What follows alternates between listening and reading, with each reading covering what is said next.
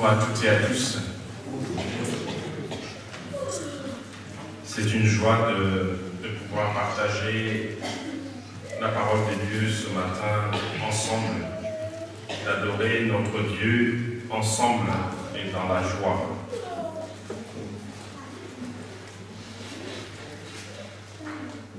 L'amour manifesté par Jésus-Christ, évidemment, Dieu nous appelle à l'accepter, à le prendre dans notre cœur et à marcher avec cela pendant que le temps nous sommes encore sur cette terre.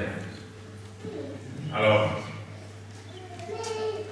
j'ai intitulé le titre de ce moment de méditation « La foi est un voyage, pas une destination ». Et nous allons essayer de regarder les 4 premiers versets du chapitre 12 du livre de Genèse.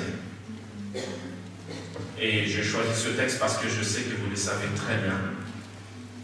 Et donc, c'est toujours bien quand on sait des choses de pouvoir se les rappeler parce que c'est justement parce qu'on le sait tellement bien qu'on commence à passer de côté, que l'on pense que ça devient naturel. Évidemment, ce serait l'idéal, mais alors, dans la mesure où nous sommes conscients et pleinement conscients jour après jour de cette réalité. Alors, vous regardez cette carte, vous voyez ce parcours d'Abraham d'abord avec son père, son neveu, sa femme Sarah, et puis à la mort du papa, ils vont continuer le chemin jusque là où le Seigneur, comme il est dit dans les 4 premiers chapitres, là où le Seigneur lui montrera là où il va résider, la terre que le Seigneur promet pour son peuple. Alors, nous relisons ce que Samuel vient de nous lire. Nous sommes donc dans le livre de Genèse au chapitre 12.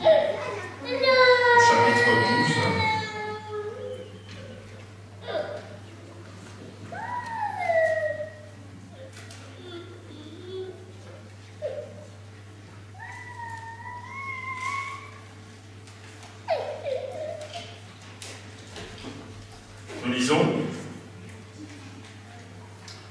L'Éternel dit à Abraham, va-t'en de ton pays, de ta patrie et de la maison de ton père, vers le pays que je te montrerai. Je ferai de toi une grande nation et je te bénirai.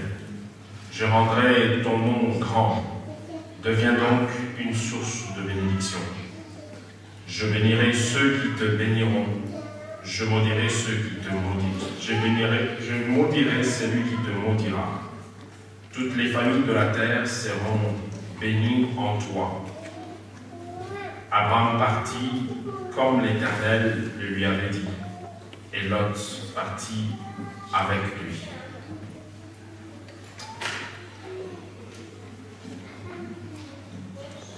Au cœur de cette histoire, il y a le patriarche, évidemment, que vous reconnaissez, donc Abraham, qui porte encore le nom reçu de son père en partant, Abraham. Avec Abraham, ce n'est pas une biographie classique qui débute, mais l'histoire d'un homme avec son Dieu. Par 2 fois, l'Ancien Testament nomme Abraham ami de Dieu. Dans 2 Chroniques 27 et Ésaïe 41, verset 8.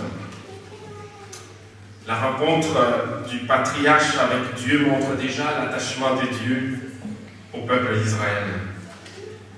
Lorsque le Seigneur appelle Abraham, il porte le nom de Yahweh, je suis, qui annonce la nature divine dès le début.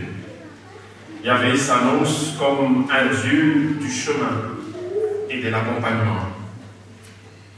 L'histoire de Dieu avec les hommes commence par un appel à cheminer vers l'inconnu, avec un départ et un mouvement. Le récit de ce chapitre 12 de la Genèse commence directement par l'appel de Dieu à Abraham. L'exigence divine s'opère de manière brève et claire. Il y a fatalement là le caractère inconditionnel. L'Éternel lui dit, pars de ton pays, quitte, laisse ta famille, et dans votre version c'est écrit parenté, et la maison de ton père, va dans le pays que je te montrerai. L'ordre divin est impératif en hébreu, halak, se mettre en route, en chemin. Il ne décrit pas seulement une direction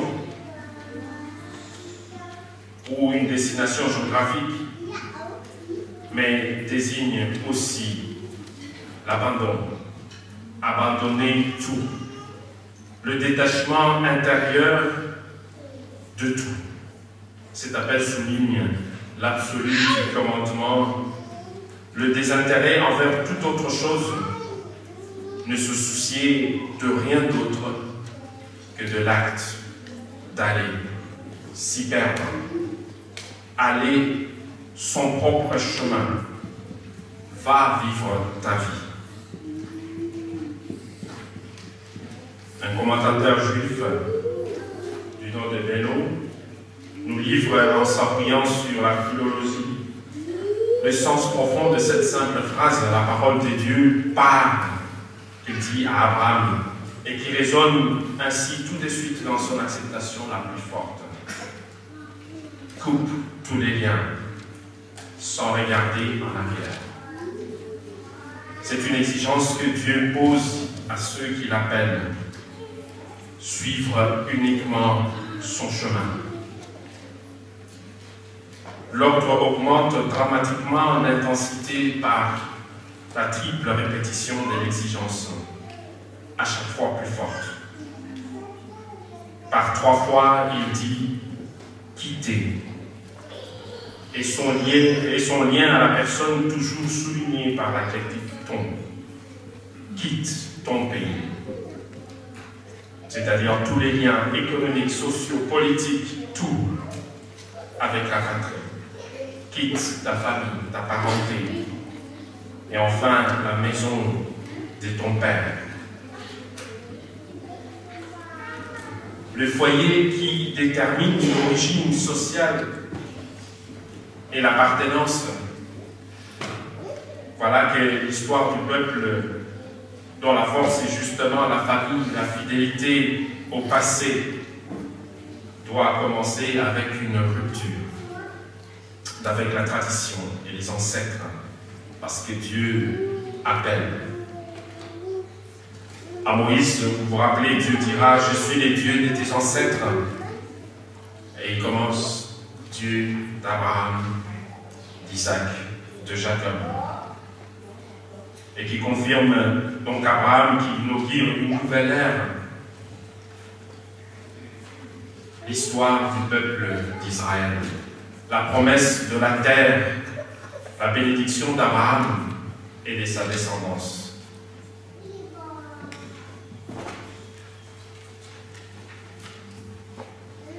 L'appel souligne l'absolu commandement, je le disais, et la question est de se concentrer sur ce que Dieu nous demande de faire. Dieu lui demande de faire dans ce cas, aller, progresser, comme c'est exprimé dans le verbe. Sans question et sans hésitation, sans tergiverser, Abraham exécute l'ordre divin. Il quitte Ur en Chaldée et part en direction de Canaan. 3 fois, Dieu exigera d'Abraham de prendre congé de sa patrie, de sa famille et de la maison de son père. 3 fois, Dieu promettra à Abraham sa bénédiction en vue d'un nouveau pays pour un espace de vie, sur sa future descendance et sur un nom prestigieux.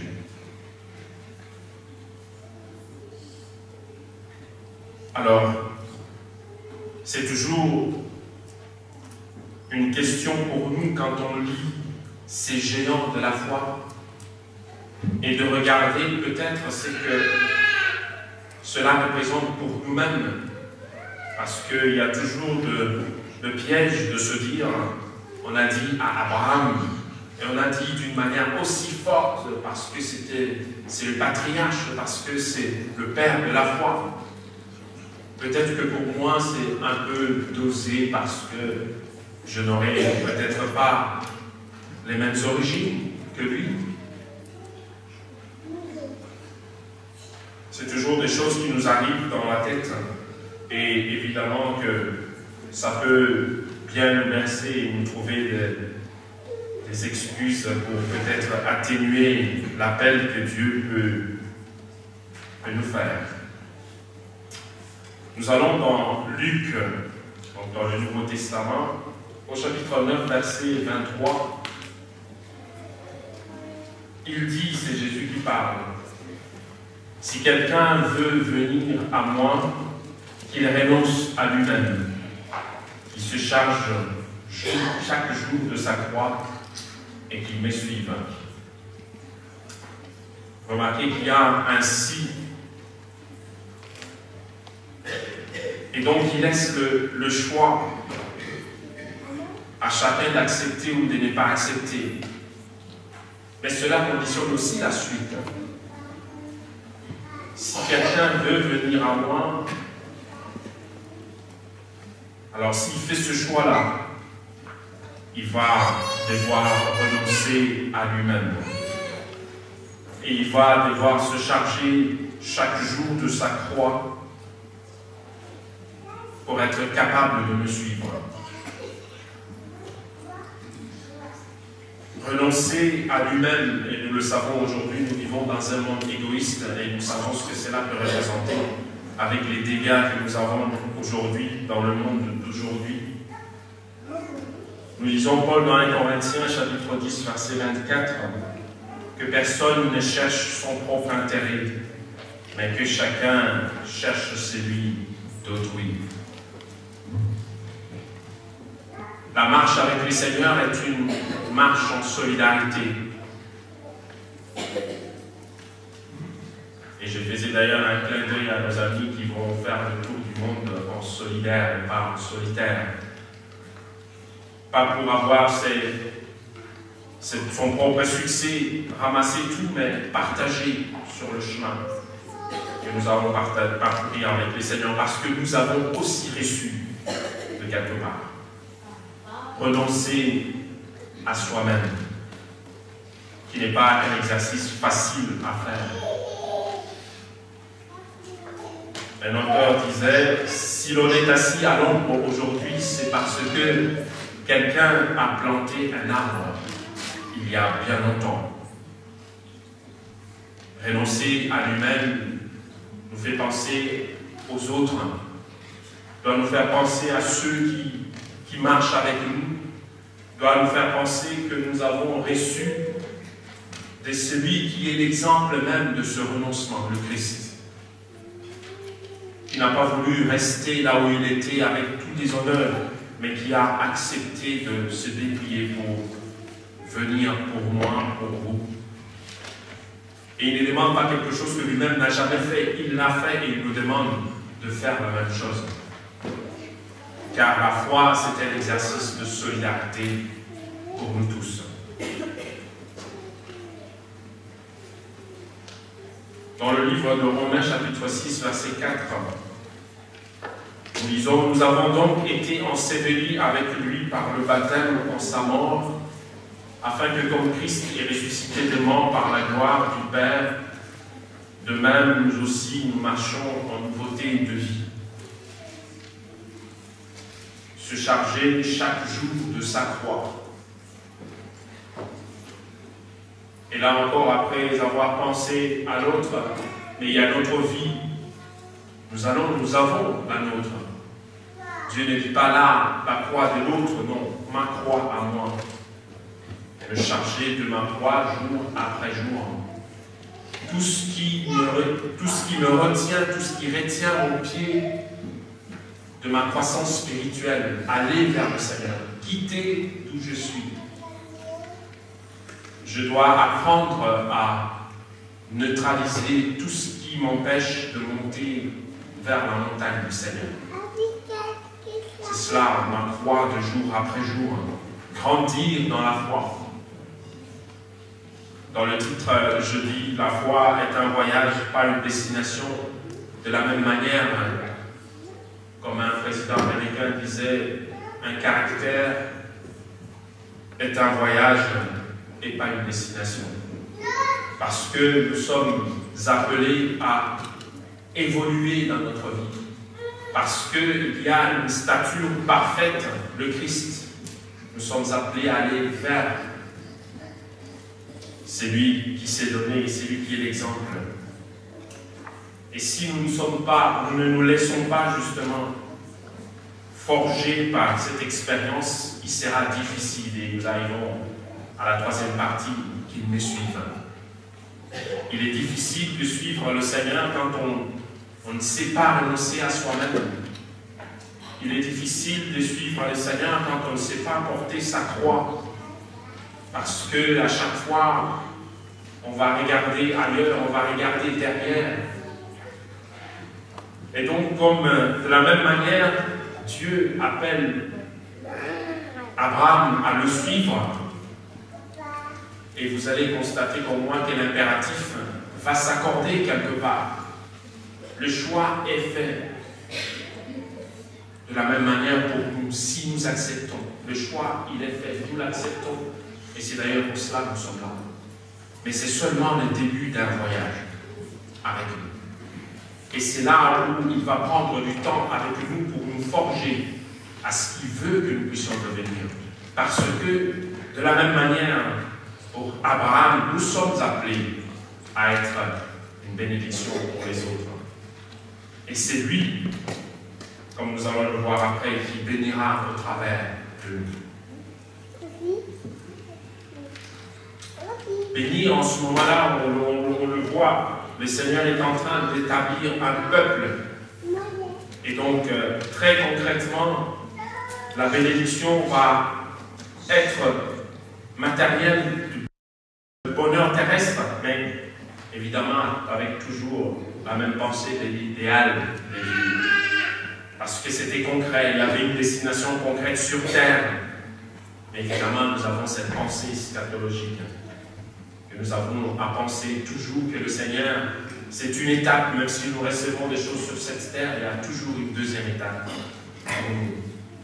Je ferai de toi une grande nation, je te bénirai, je rendrai grand ton nom, et tu deviendras une bénédiction. Vous avez constaté que au début, dans le chapitre 11, avant d'arriver au chapitre 12, au début de l'histoire, en tout cas avec le papa d'Abraham, Terah, il a des enfants. Mais ce qui est formidable avec Dieu et aussi perturbant, c'est qu'il va toujours toucher là où l'homme pense que c'est impossible. Il ne prend pas Nahor, le frère d'Abraham, marié avec qui a des enfants. Il va prendre Abraham qui n'a rien, il n'a que sa femme, et nous comprenons dans la tradition ce que ça représentait de construire une famille. Et on peut bien comprendre comment ça peut être perturbant pour Abraham. Lui qui n'a rien, qu'est-ce que les gens peuvent dire? La bénédiction, les enfants, c'est une bénédiction. Mais il n'a rien, c'est celui-là que le Seigneur va choisir dans la famille de Terah. Parce que, encore une fois, Dieu veut nous montrer que c'est lui qui apporte la bénédiction, et non pas par notre force, par notre intelligence. C'est lui. Et quand l'homme va croire qu'il est au bout de ce qu'il peut réaliser, le Seigneur lui dit, c'est maintenant à moi de commencer et de te montrer ce que je peux faire avec toi. Et donc nous pouvons nous aussi croire, peut-être à tort, hein, on est exceptionnel, que Dieu nous a appelés parce que nous sommes ce que nous croyons être, mais en réalité, le Seigneur va nous élire parce qu'il nous aime, comme cela nous a été chanté par la chorale. Il nous aime et c'est cet amour-là qu'il veut que ça nous touche pour que nous puissions venir à lui. Je rendrai ton nom grand. Et c'est là où nous allons voir cette histoire de la transformation du nom. Le Seigneur va rajouter, c'est exceptionnel, va rajouter dans le nom Abraham, Père des nations. Et aussi pour sa femme, et tous les deux vont devenir finalement cette grande bénédiction et les débuts d'une histoire formidable du Seigneur avec les enfants d'Israël. Abraham devient le père de nombreuses nations. Et nous voyons que le verset, la dernière partie qui ferme ce verset, il nous dit « Tu deviendras une bénédiction ». Il sonne comme un ordre à l'histoire de la création. Ça va rester gravé dans la tête des enfants d'Israël encore aujourd'hui. Cette bénédiction, ils la veulent. Et quand nous regardons dans le Nouveau Testament, Jean 14, verset 1, « Ne soyez pas si inquiets, leur dit Jésus. Ayez confiance en Dieu et ayez aussi confiance en moi. Il y a beaucoup de place dans la maison de mon Père. Sinon, vous aurais-je dit que j'allais vous préparer le lieu où vous serez? Et après être allé vous préparer une place, je reviendrai et je vous prendrai auprès de moi, afin que vous soyez aussi là où je suis. » Le Seigneur ne dit pas de partir pour rien. Le Seigneur trace, fait un plan. Et le Seigneur veut que nous puissions rentrer dans ce plan qu'il met en place pour chacun d'entre nous. Avec une promesse forte. Et encore une fois, c'est à nous de croire ou de ne pas croire. Parce que c'est cela qui constitue notre motivation de le suivre en tout temps, en toutes circonstances.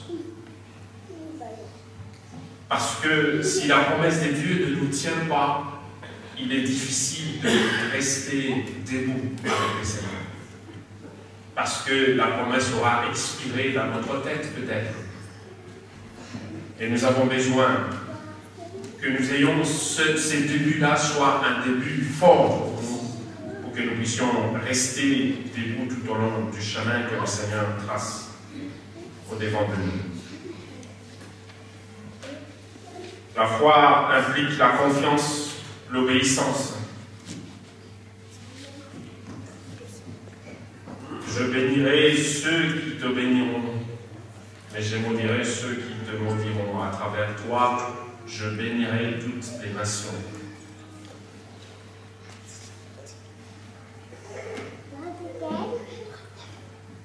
Dans Jean chapitre 14, verset 6, nous disons « Je suis le chemin, la vérité, la vie. Personne ne peut aller au Père autrement que par moi. » Le Seigneur ne dit pas à Abraham de se débrouiller comme il peut. Plus loin d'ailleurs, nous trouvons toujours dans le livre de Genèse où Abraham va peut-être croire trouver une raison de l'omission, de son petit mensonge, comme on dirait, en disant quand le Seigneur va me laisser errer, pendant ce moment-là, quand je te présenterai chez les gens comme ma sœur, et non pas comme ma femme dira à sa femme. Le Seigneur ne nous laisse pas chercher le chemin. Je suis le chemin, dit le Seigneur, la vérité et la vie. Le Seigneur construit le chemin pour nous, marche avec nous, nous encadre. Le seul problème, c'est que nous restons humains. Et parfois, nous avons l'impression que nous ne maîtrisons plus rien. Et donc, nous commençons à nous débattre. Et parfois, à chercher des armes non conventionnelles pour nous battre, pour nous défendre. Alors que le Seigneur, lui, se bat avec des armes conventionnelles. Et il veut que nous puissions le laisser nous conduire jusqu'au bout de son projet, car c'est son projet avec nous. Je suis le chemin, la vérité et la vie. Et Dieu nous demande de lui faire confiance.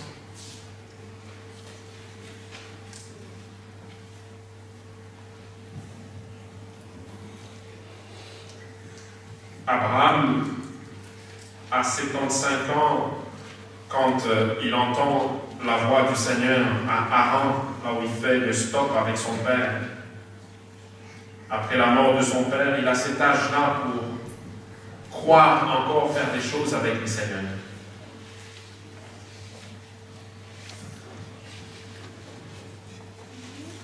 Mais encore un mot sur les bénédictions que le Seigneur va donner au travers d'Abraham. Et comme je le disais, ce n'est pas parce qu'il est béni, il est rempli des bénédictions du Seigneur qui prétendrait être la source. Le Seigneur restera la source de bénédiction. Le Seigneur veut rester la source de bénédiction parce que c'est lui qui sait exactement qu'est-ce qui est bon pour l'un, pour l'autre. Le Seigneur sait où il veut mener sa mission. C'est pour ça qu'il veut se charger de tous les détails sur ce chemin de la croix.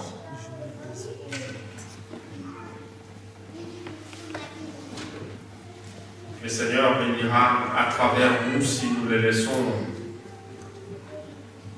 nous bénir d'abord, si nous le laissons nous amener par lui, et si nous nous faisons totalement confiance de là où il veut nous mener. À 75 ans, il faut avouer que c'est un peu... c'est oser croire. Et c'est ce que je disais, Abraham va accepter. On parle de l'impératif, mais on sent quand même qu'il y a l'accord d'Abraham. Abraham va être d'accord avec le Seigneur pour marcher avec lui. Si tu acceptes, nous les lisions au début, si quelqu'un veut me suivre, il accepta de quitter Haran comme le lui ordonnait le Seigneur. Et c'est là où tout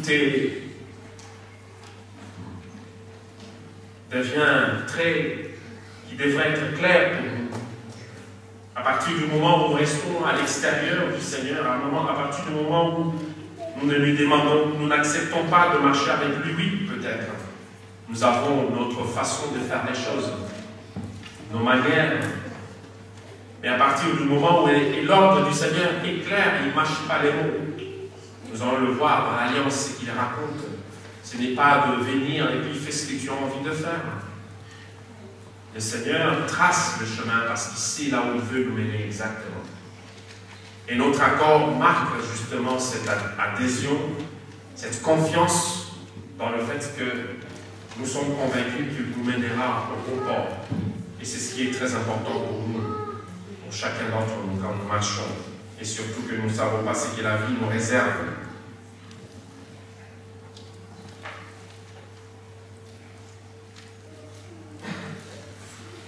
Ce n'est plus moi qui vis, c'est le Christ qui vit en moi. Ma vie présente dans la chair, je la vis dans la foi du Christ de Dieu, du Fils de Dieu, qui m'a aimé et qui s'est livré lui-même pour moi. nous abandonner totalement dans les bras de notre Dieu pour qu'il puisse nous conduire. C'est ça que Abraham va faire aussi. On voit bien qu'on est complètement en phase et que cet appel nous concerne nous aussi de la même manière. Dans l'alliance que le Seigneur annonce dans le chapitre 17, quand Abraham eut 99 ans, le Seigneur lui apparut et lui déclara « Je suis le Dieu Tout-Puissant. Vis toujours en ma présence et sois irréprochable. » Ce qu'on n'a pas lu au début. Je suis le Dieu Tout-Puissant. Vis toujours en ma présence et sois irréprochable. C'est ce que je disais. Nous entrons dans l'alliance. Nous acceptons que le Seigneur nous porte. Nous lui faisons confiance. Eh bien, il nous montre la voie. C'est à nous de marcher selon ses préceptes et non pas les nôtres. Vis toujours en ma présence et sois irréprochable. Je vais établir mon alliance entre toi et moi et te donner un très grand nombre de descendants. Et le Seigneur va s'engager en disant, voici à quoi je m'engage avec toi, tu deviendras l'ancêtre d'une foule de nations. Encore une fois, l'alliance est claire. Évidemment qu'il y a la suite dans tout ça, mais je ne vais pas rentrer dans les détails.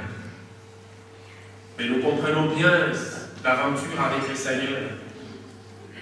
Ce n'est pas selon nos règles, selon les règles de Dieu, parce que c'est lui qui sait la revenir. Dans Jean chapitre 15, verset 4, pour nous aussi, Dieu dit, demeurez en moi.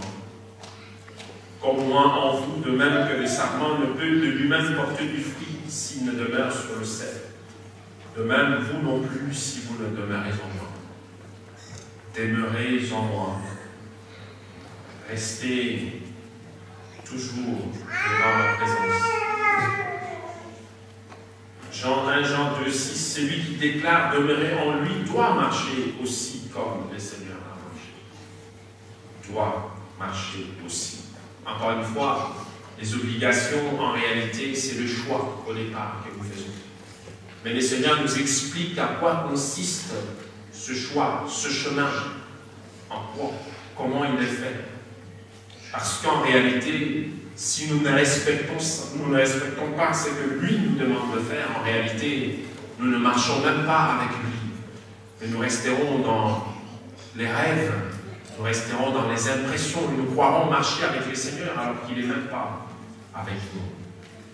Nous ferons mieux de suivre ce que lui nous demande de faire. Et donc, je me posais la question de mon parcours. Là, c'est une carte de l'itinéraire possible des enfants d'Israël.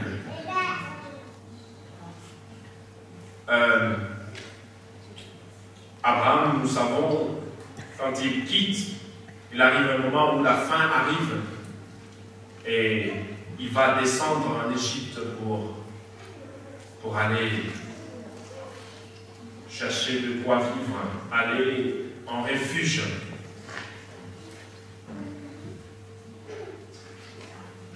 Nous savons aussi que quand il va partir de là, eh bien, après son petit mensonge, parce que vous constatez après dans d'autres plus loin, pour lui c'est tout à fait normal. Il va encore expliquer plus tard, parce qu'il va le répéter. Mais non, mais c'est vrai que c'est ma sœur, parce que c'est ma demi-sœur en réalité. Mais, donc, je ne suis pas en train de mentir. Il fait un petit crochet, mais peut-être un crochet, on dirait, peut-être nécessaire, je ne sais pas. Parce que ce qu'on remarque, c'est exactement presque le chemin que les enfants d'Israël vont faire. Ils vont passer par l'Égypte aussi, avant d'aller à la terre promise. savons aussi qu'avec Israël, avec quoi ils sont sortis de là, d'Égypte. Avec ces idées d'idolâtrie, ainsi de suite. Peut-être pas clairement par rapport à Abraham en ce moment-là, mais nous notons quand même qu'en sortant de là, avec son petit mensonge que Pharaon va détecter grâce à Dieu justement, il va repartir de là avec encore plus de bêtes qu'on va lui donner. Et remarquons que quand il retourne au point de départ, c'est-à-dire là où ils étaient déjà arrivés, là où il avait fait cet autel pour le Seigneur à côté de Bethel, nous constatons qu'il va se poser un problème, un souci, ce qui est bizarre d'ailleurs. La richesse va poser un problème. Et ils vont devoir se séparer, Lot et Abraham. On peut évidemment se poser des questions. Peut-être qu'il devrait déjà rester bien avant de quitter. Parce qu'en réalité, le Seigneur lui dit de partir seul avec sa famille et laisser sa parenté, ses parents, son pays. Quoi qu'il arrive, en tout cas, là au moins, il n'a plus des raisons de dire encore que je vais encore me trimballer avec mon neveu. Le Seigneur le veut, lui, et il veut faire des choses avec lui, partir avec lui. Et ils vont être obligés carrément de se séparer. Mais remarquons aussi qu'ils partent avec, quand ils ont fait tout le chemin jusqu'à l'Égypte, on ne parle pas des disputes, et ainsi de suite. Bizarrement, quand ils partent d'Égypte, après on parle des richesses, parce qu'il en a encore amassé là, et après on parle des disputes. Alors, on peut aussi se poser des questions. Est-ce que n'oublions pas qu'on lui donne des serviteurs, des servantes quand il part de là? Est-ce que c'est un mélange contre nature? Je ne sais pas. En tout cas, ce qui est sûr, c'est qu'il va se poser un problème. Et ce petit crochet-là ne va pas être quelque chose de banal. Parce que après, nous allons voir que ça va encore apporter une autre situation. Parce que quand ils se séparent, on voit bien que l'autre va se souvenir de l'Égypte d'où il vient. Quand il regarde la plaine de Jourdain, là où il veut aller, parce que Abraham lui dit de se séparer de lui. Encore logique. Lui qui attend que Dieu puisse l'indiquer là où il doit aller. Et on voit que cela se passe juste après qu'il se soit séparé de Lot. Un petit regard qui va lui causer beaucoup d'ennuis, et nous le savons dans l'histoire, ce qui va arriver après. Parce que le choix de Lot a été un choix qui lui a posé de gros soucis, pas seulement à lui, mais nous allons voir après que même les enfants d'Israël vont avoir en face d'eux les descendants de Lot, quand il va avoir cet acte d'inceste avec ses filles, ils vont lui faire boire. En réalité, il a tout ramassé à Sodome. Les disputes, et Abraham va chercher à l'éviter et à demander à Lot de se séparer de lui. N'oublions pas que les Cananéens habitent là. Encore une fois, des disputes qui peuvent se passer entre frères, et c'est ce que d'ailleurs Abraham va dire. Nous sommes frères, il ne faut pas que nous commencions à nous disputer. Paul aussi rappelle la même chose. Quand il y a ces genres de difficultés, il est toujours bien qu'il y ait au moins un qui fasse un effort. Parce qu'il est en train de dire, pourquoi vous ne voulez pas mourir en vous au nom de la paix? Alors, je posais la question de savoir où est-ce que nous en sommes par rapport à notre voyage. Je ne sais pas. Je ne peux savoir que pour le mien. Est-ce que je fais un crochet en Égypte parce que j'avais faim? Et peut-être que je suis resté là trop longtemps. Et si je suis déjà parti de là, qu'est-ce que j'ai emporté avec moi? Est-ce que je vis des situations qui, en réalité, retiennent encore mes pieds et paralysent ma foi, ma marche vers la terre promise? La séparation va avoir lieu, mais nous voyons que Abraham va garder dans sa pensée son neveu. Il va prier pour lui quand les choses vont devenir compliquées. Il va aller se battre à ses côtés pour le sortir des prisons avec tous ses biens. Et donc, notre chemin continue. Mais ce qui est important pour nous, c'est de savoir ceci. Quand nous disons par Hébreu, quand on parle d'Abraham, dans le chapitre 11, versets 9 à 10, par la foi, il a résidé en étranger, dans la terre de la promesse, comme dans une terre étrangère, et il a habité sous les tentes avec Isaac et Jacob, les héritiers avec lui de la même promesse. Car il attendait la ville ayant des fondements véritables, dont Dieu est le bâtisseur et l'auteur. Ça dit tout, en tout cas pour moi. Il sait pourquoi il est allé là. Il sait pourquoi il devait attendre la promesse du Seigneur.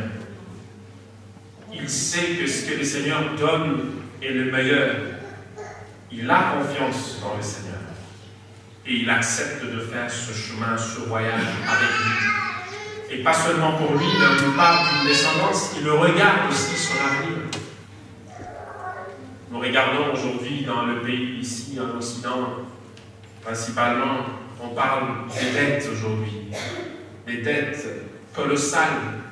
Et on dit, on va laisser ça à qui? On va laisser ça aux petits-enfants? Ça ne serait pas juste. Très important pour nous de penser à la descendance. Comme je disais, les bénédictions au travers de nous, mais peut-être les malédictions aussi.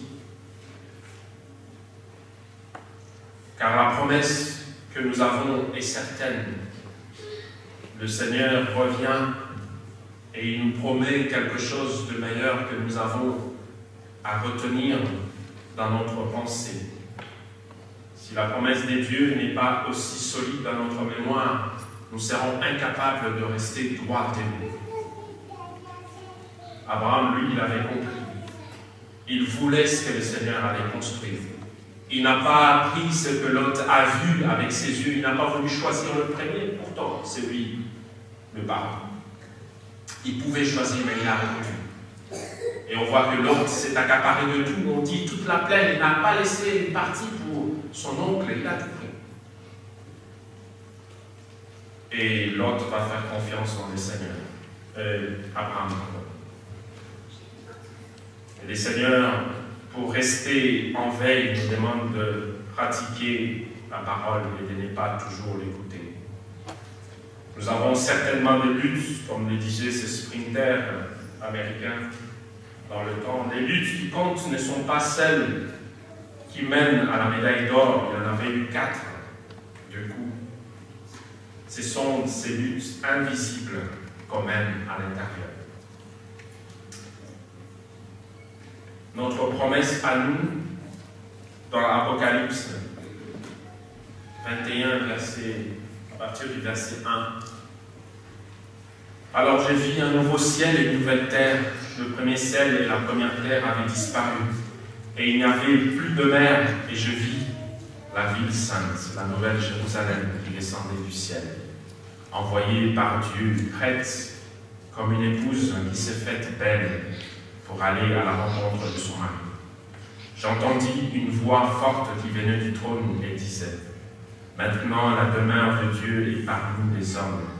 Il demeurera avec eux et ils seront ses peuples. Dieu lui-même sera avec eux. Il sera leur Dieu. Il essuiera toute larme de leurs yeux. Il n'y aura plus de mort, il n'y aura plus de deuil, ni lamentation, ni douleur. En effet, les choses anciennes auront disparu. Alors celui qui siège sur le trône déclara, « Maintenant j'ai fait toutes choses nouvelles. » Puis il me dit, « Écris ceci, car mes paroles sont vraies et dignes de confiance. » Crois-tu cela? C'est ça qui a fait la force d'Abraham de marcher avec le Seigneur. Si ceci n'est pas beau, si ceci n'est pas bien dit, je ne sais pas comment est-ce que nous pouvons encore le dire. Nous avons constaté avec Abraham, tour à tour, homme des foi, quand il part à l'invitation du Seigneur, est sage, capable d'éviter des conflits. Quand il laisse l'autre choisir une part apparemment meilleure, il se montre aussi peu regardant sur le moyen de se sauver aux dépens de sa femme Sarai. Le texte biblique nous rappelle ainsi que l'appel de Dieu concerne avant tout des hommes et des femmes ordinaires que nous sommes. Tout dépend de la marche que nous choisissons de faire et de la confiance dans le Seigneur. Mais ce que nous devons savoir aussi, c'est que Dieu était très clair là-dessus aussi. Apocalypse 21, 27. Il n'y entrera rien de souillé, ni personne qui se livre à l'abomination et au mensonge, mais ceux-là seuls qui sont inscrits dans le livre de l'agneau. C'est aussi clair que l'invitation que le Seigneur donne au départ. Et à nous de réfléchir. Ça, c'est plutôt une citation qui nous dit, en réalité, quand vous êtes assis sur une chaise qui est bien, vous vous rendez tout de suite compte de cela. Et donc, c'est pareil pour nous, nous connaissons mieux que quiconque. À nous de nous regarder et de savoir où est-ce que nous sommes avec le Seigneur. Prions les uns pour les autres et avançons tous ensemble dans l'amour du Christ afin que chacun puisse trouver de la force, puisse s'appuyer sur l'autre pour que nous puissions ensemble avancer. Chacun de son côté, mais aussi en tant qu'Église, en tant que frère. Car c'est ça auquel Dieu nous appelle. Que nous puissions nous considérer capables de nous faire confiance entre nous et de ne pas encore chercher des amis dans l'église. On arrive et on va encore chercher des amis, donc ça devient une deuxième étape. Mais que la fraternité que Dieu nous propose soit suffisante pour nous. Et que le fait d'être frères et sœurs soit suffisant pour que nous puissions nous aimer au point de pousser l'Église de Dieu vers l'avant. C'est cela ma prière pour moi-même et aussi pour vous. Amen. Amen.